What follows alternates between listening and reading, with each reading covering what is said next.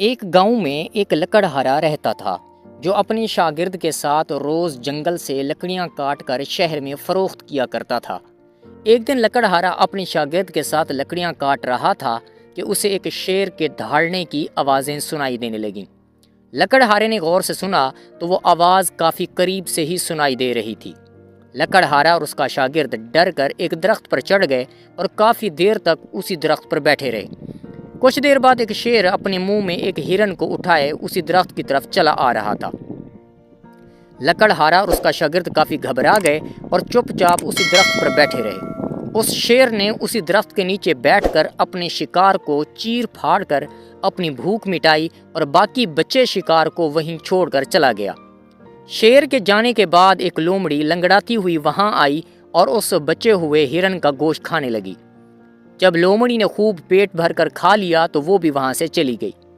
لکڑہارا یہ سارا منظر دیکھ رہا تھا کہ کچھ دیر بعد مختلف جانور آئے اور اس ہرن کا گوشت کھایا اور چلے گئے، یہاں تک کہ چیل گدھ وغیرہ اس ہرن کو کھاتے رہے اور چلے گئے۔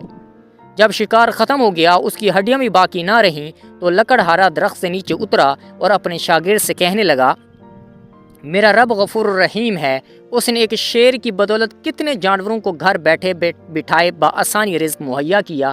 میں تو پھر اس کا بندہ ہوں، اشرف المخلوقات ہوں، پھر میں رزق کے لیے، دولت کے لیے اتنی محنت کیوں کروں؟ آج کے بعد میں لکڑیاں کاٹنے کی بجائے گھر میں رہ کر بس ذکر الہی کیا کروں گا۔ میرا رب میرے حصے کا رزق مجھے گھر بیٹھے بٹھائے پہنچا دیا کرے گا، جو اس نے میرے نصیب میں لکھ رکھا ہے۔ خیر، لکڑہارے نے لکڑیاں کاٹنے کی بجائے بند کمرے میں عبادت شروع کر دی اور اس کے شاگرد نے اپنے استاد کی کلہاڑی سے لکڑیاں کاٹنے کا سلسلہ جاری رکھا۔ اگلے دن لکڑہارے کے شاگرد نے لکڑیاں کاٹیں اور لکڑیاں جمع کر کے شہر لے آیا، جہاں اس کی لکڑیاں ایک بہت بڑے تاجر نے اچھے دام میں خرید لیں اور آئندہ بھی اس سے لکڑیاں لینے کا معاہدہ کر لیا۔ لکڑہارے کے شاگرد سے کہا، روزانہ لکڑیاں کاٹ کر میرے کارخانے بھجوا دیا کرے۔ لکڑہارے کے شاگرد نے اس مال سے کچھ رقم اپنے استاد کے لیے الگ کی، کچھ اللہ کی راہ میں خرچ کی اور کچھ جمع کی۔ جب وہ اپنے استاد کو اس کا حصہ دینے گیا تو اس کا استاد وہ رقم لے کر بہت خوش ہوا کہ دیکھا، میرے رب نے میرا رزق خود بخود مجھے گھر بیٹھے بٹھائے بھیج دیا ہے، اور رقم لے کر سجدے میں گر پڑا۔ اس کے شاگرد نے اپنے استاد سے وعدہ کیا کہ وہ روزانہ ان کے حصے کا مال ان کو دیا کرے گا۔ اس کا شاگرد روزانہ اس کا حصہ اسے پہنچا دیا کرتا اور لکڑیاں کاٹنے میں مصروف رہا۔ وقت گزرتا گیا، لکڑہارے کا شاگرد اپنے مال سے یتیموں، مسکینوں، حاجت مندوں اور اپنے استاد کا حصہ ان تک پہنچاتا رہا اور محنت کرتا رہا۔ ایک دن لکڑہارے کا شاگرد اپنے استاد کے پاس آیا اور کہنے لگا، استاد محترم، آج میں آپ کو اپنے ساتھ لے جانے آیا ہوں، کچھ دکھانا ہے آپ کو۔ لکڑہارا خوشی خوشی اپنے شاگرد کے ساتھ چلا گیا۔ اس کا شاگرد اسے ایک عالی شان گھر میں لے آیا جو دیکھنے میں بہت مہنگا لگ رہا تھا۔ اس نے اپنے شاگرد سے پوچھا، یہ کس کا گھر ہے؟ لکڑہارے کے شاگرد نے کہا، استاد جی، یہ گھر میرا ہے، اس کا افتتاح کروانے آپ کو لایا ہوں، دروازہ کھولیے اور اندر چلیے۔ خیر، لکڑہارا اس کے ساتھ اندر چلا گیا، عمدہ کھانا کھایا اور اپنے شاگرد سے محو گفتگو ہوا اور پوچھا، اتنا مہنگا کھانا اور اتنا مہنگا گھر تیرے پاس کیسے آیا؟